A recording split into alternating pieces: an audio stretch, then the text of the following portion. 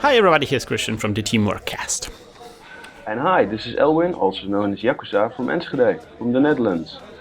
Yes, and we are back after a short break with a game from the 2nd of October. This is at a special tournament back at your place. Yes, this is the Sensie tournament, which is actually an acronym. It stands for, bear with me here, the Support Enschede,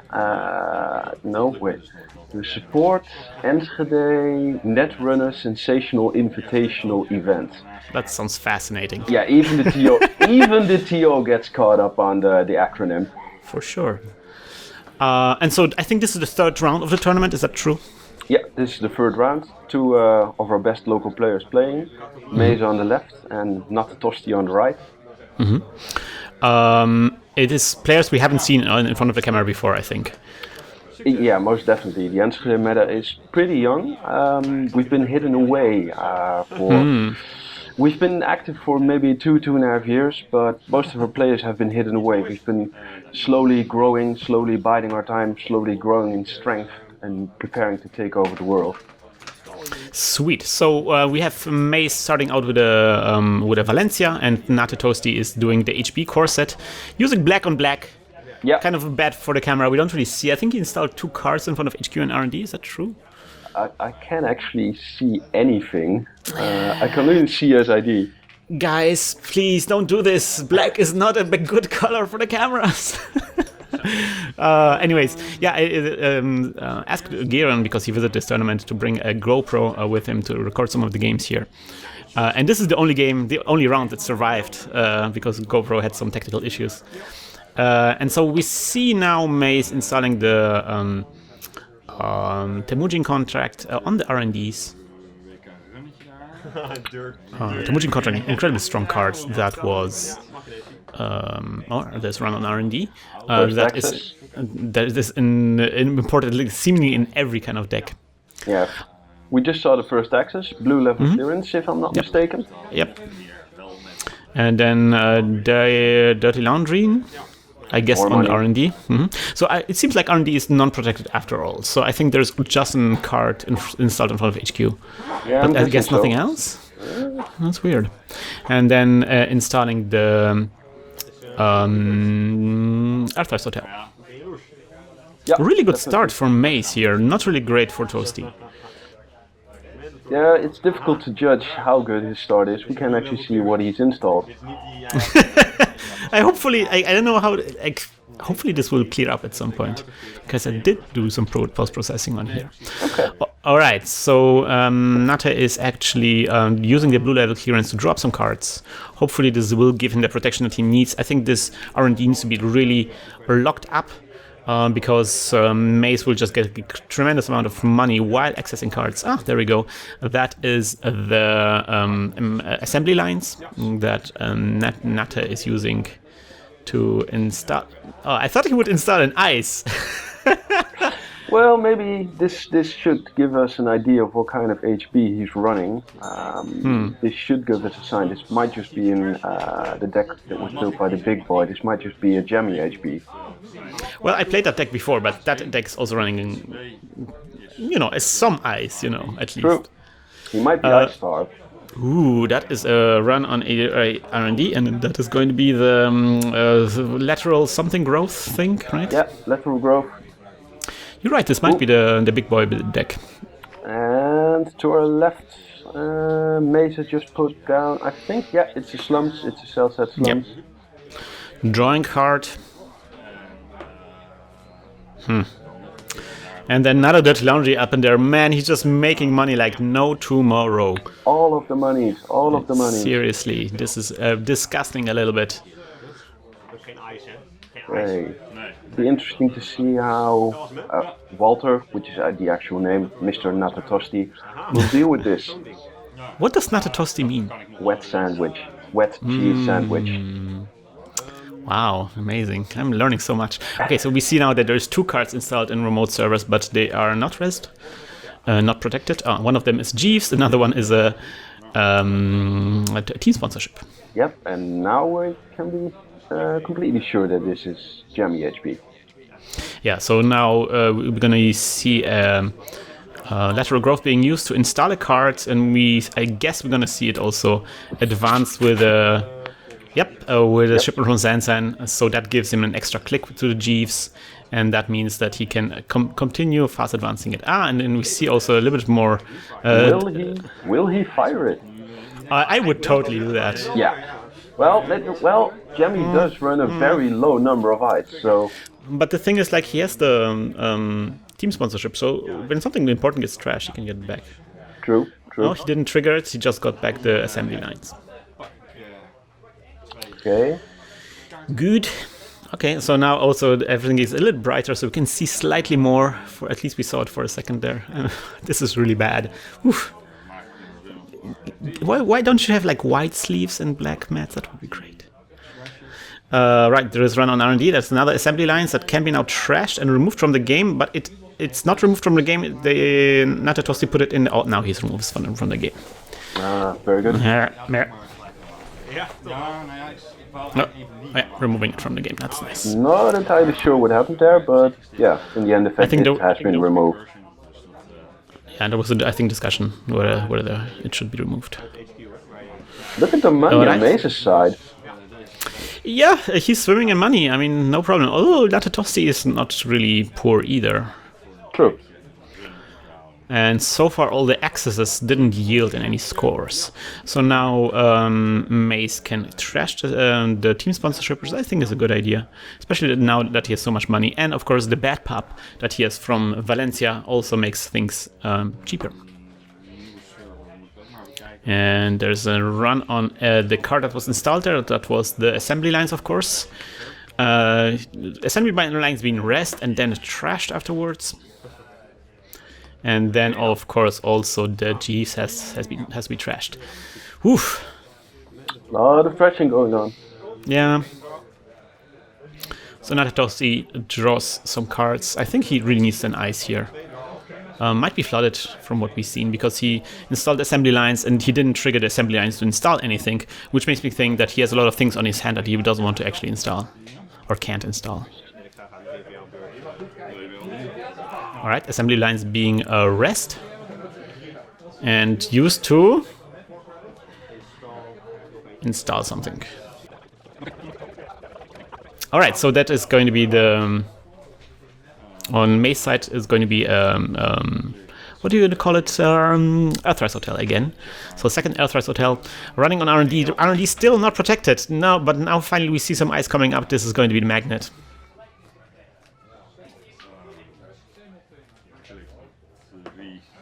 Running on that thing.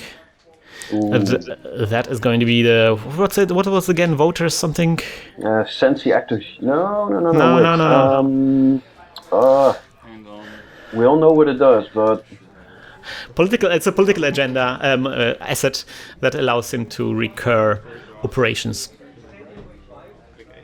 And Natte Tosti continues drawing. I mean, at this point we know that he drew into an ice. There is a magnet that he drew into. Why don't he just install it? That asset has to be removed from game because it was trash with the slums. The thing I'm finding interesting here is that, personally, with the unfired assembly lines, I would have dug into HQ more, being Maze. No.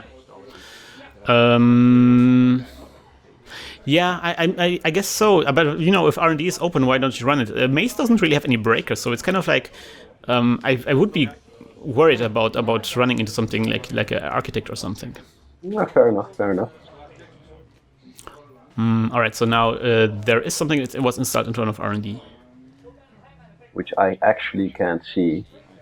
Well, we can't see it visually, but trust me, there is something. Maybe I should have to put like some kind of icon there to show you guys that there is really something installed there, I swear. All right, so that's going to be a Faust and an E3 feedback implant. Really great combination for Mace. He can use this very easily to get into through whatever ice he's confronted with. So maybe now it's the time to dive into HQ. I think it's a good idea. What? Oh, more econ. 2 daily casts, wow. He's a big fan of daily casts. It's an econ war, this game. Crazy. I mean, look at Natte Tosti and how much money he has. He can just fast advance for days, man. And there we go. So that's exactly what he does with the biotic lever. Let's see what he's going to... Vitruvius? Yeah, Vitruvius. Vitruvius, yes. Het is een Vitruif. Een Vitruifie. Nou, dat jij hè? Met een countertje erop? Nee. Pretty interesting game so far. Yeah, I mean, Natte Tosti was so open all this time, but Mace didn't really capitalize on this so far. Both PLA players are starting to develop their board state a little bit, and Natte Tosti is really running ahead with agendas here now on 4 points. Mace at 0 at this point. Alright, so now we're gonna see a run on HQ. Mace has to check out if there was indeed some kind of flood going on. It's a magnet. Let's find some magnets. Just 2 cards to break it. Is it 2 cards or it was 1? No, 2. It should be 2. One for the strength, 1 for the sub. Yes. What is he going to do? He's going in. She's thinking about... Yep. Oh, what? Oh, okay. He decides to end the run and then... Oh, what? He takes it back? Yeah, I think he tried to parasite it and... Oh, yeah, but it wouldn't work because it's a magnet. Ah, got it. Yeah, and Walter's being very gentlemanly in allowing him to take it back. And still getting even more economy out. Is that actually installed? Did he have the money to do this? I'm not entirely sure. What is happening, guys? What is happening? And can you please put some counters on there, Mr. Mace? Oh yeah, he did install it after all. Kind of surprised that he had the money to do this. Seemed like it was very low. Oh, and he clicked it. Okay. Okay. Alright, mandatory draw, then drawing, I think. And then installing something in front of a remote server. Installing something inside that remote server. And it is because I could see his hands move, but I actually can't see the unrest card. It's the black on black, I swear.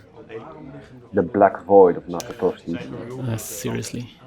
Burnt toast. We might just have an episode title there.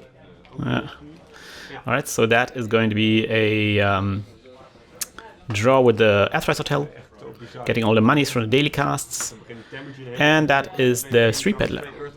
The oh so creepy Street Peddler. Have you seen the alt art? Have you seen the full-size alt art? There's a lot of going on that art. It's so creepy. The eyes are incredibly creepy. Well, you know, it's an unsavory character. Then installing a Mimic from the Street Peddler immediately. And then checking out R&D. And it's another magnet, as expected.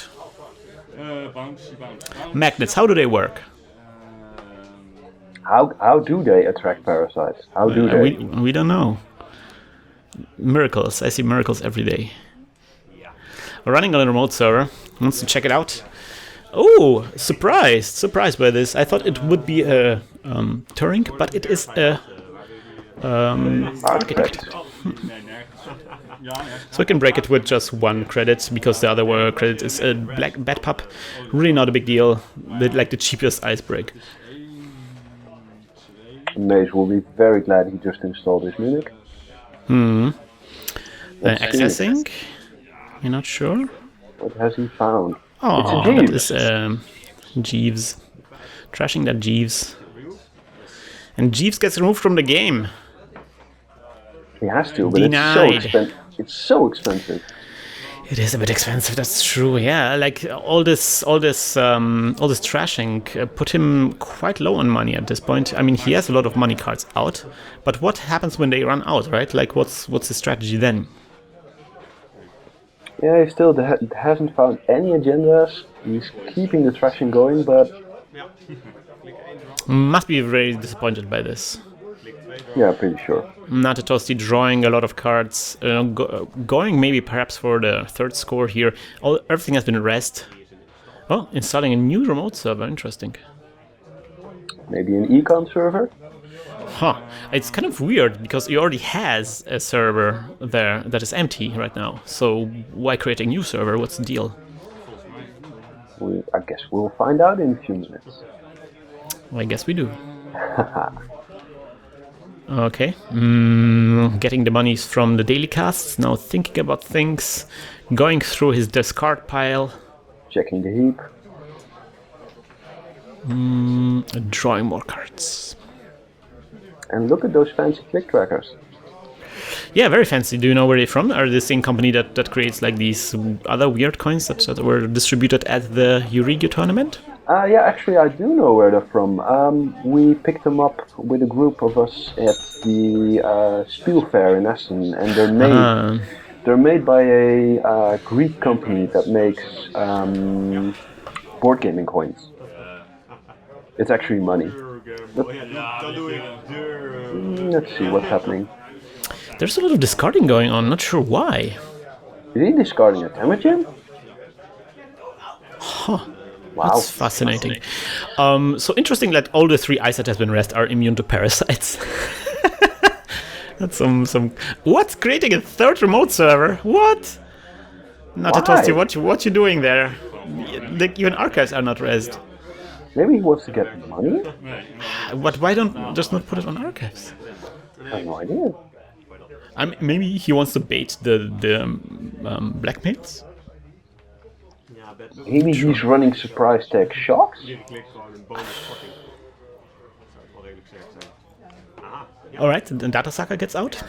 Wrong. See, now he can just... Oh, there was an agenda in the discard pile. What? What? Maybe he's flooded. I mean, yeah, that was probably the result of being flooded. And I'm kind of surprised that he did not protect archives, even though he had like 2 eyes. Well, maybe he tried to bluff Maze, but that obviously didn't work because he installed the data sucker. Yeah. Alright, drawing more, and now putting down something behind the architect. Drawing more. And I think that's gonna be it. Can you see what agenda he stole? That was the corporate thing. Sales in the 4-2 agenda that makes money. Which is not the worst thing to lose as a corporation. No, those are very difficult to get out in this type of deck. It's pretty hard to score. Yeah. You have to know advance with a biotic labor. That's usually a pain. Okay, Maze is taking this. What's he doing? What is happening?